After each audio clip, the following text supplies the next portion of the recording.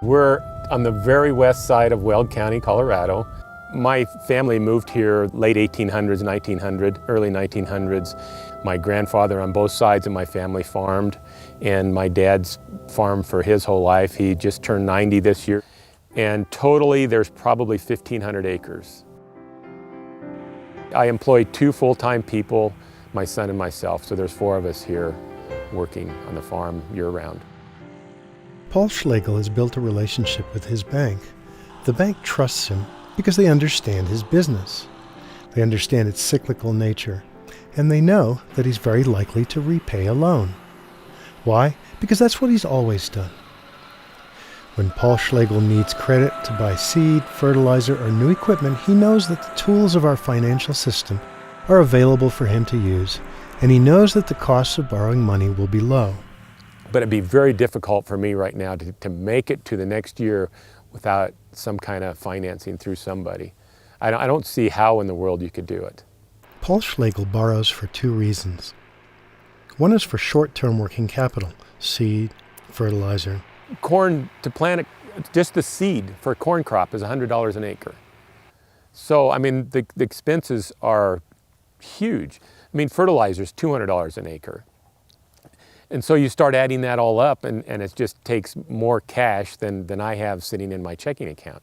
So the bank has always been there, and you know we've got a great relationship with them, and it requires a lot of cash to get through the summer.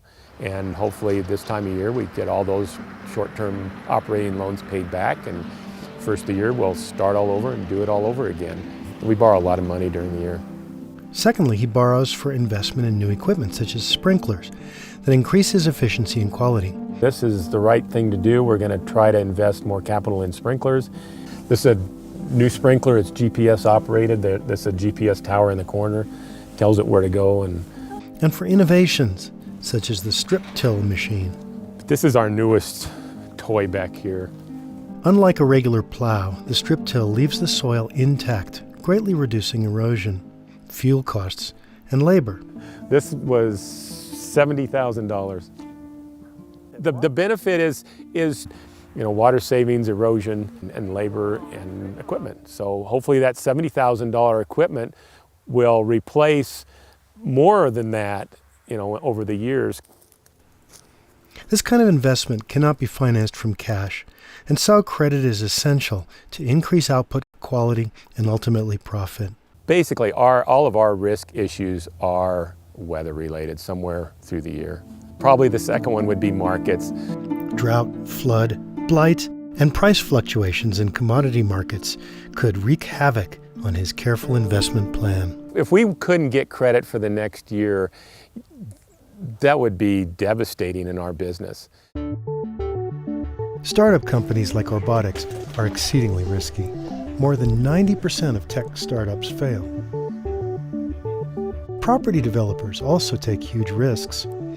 Demand and property values can fluctuate dramatically, leaving the developer with huge unpaid debts. Many young people borrow to attend university, confident that their new skills will yield future earnings.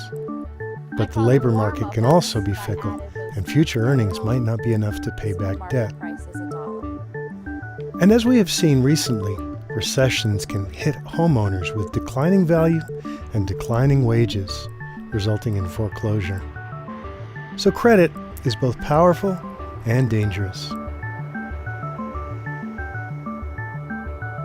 I've messed up my credit in the past, and I've been in deep doo-doo with my credit.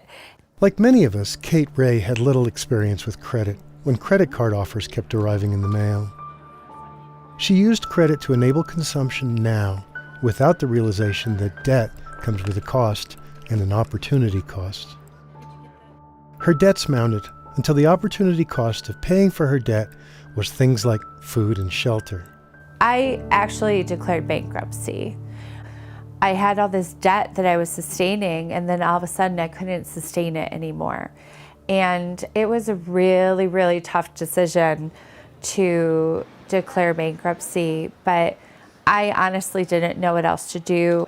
This to me is the last resort. I really screwed up, but you can turn it around, and and I'm not interested in being there again.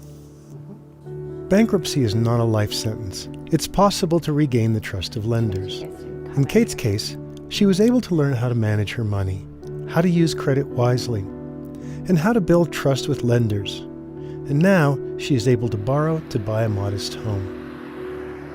Most people look for houses up to the maximum value that lenders are willing to provide. But Kate, understanding the power and risk of credit, chose to borrow, not the maximum, but a sum she was comfortable with and that made sense.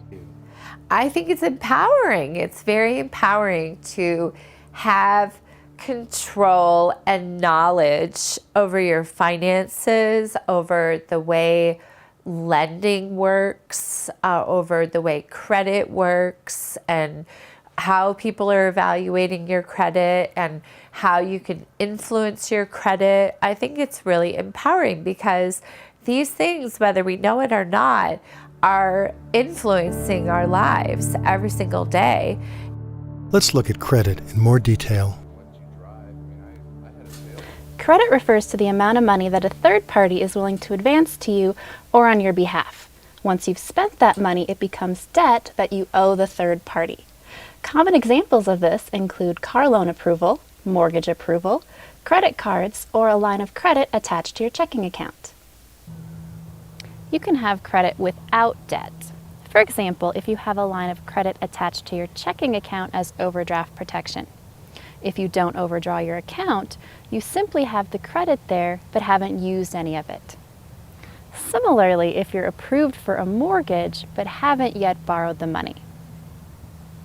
You can also have credit and debt. For example, if your credit card has a $5,000 limit and your balance is only $1,500, then your debt is $1,500 and your available credit is $3,500. Any debt you have results first from you having credit. If you have a loan on your car, it is currently debt you owe. But when the bank approved you for the loan, it was credit. There are two types of credit accounts: fixed loans and revolving credit. Fixed loans are for specified time periods and one original amount of money borrowed. For example, your car loan or mortgage are fixed loans. If you borrowed $15,000 to buy a car, you'll pay back that balance plus interest over a predetermined time period, often about 5 years. Your credit card is an example of revolving credit. At any time, you can spend up to your credit limit, and then you must pay off some of that balance before you can spend more.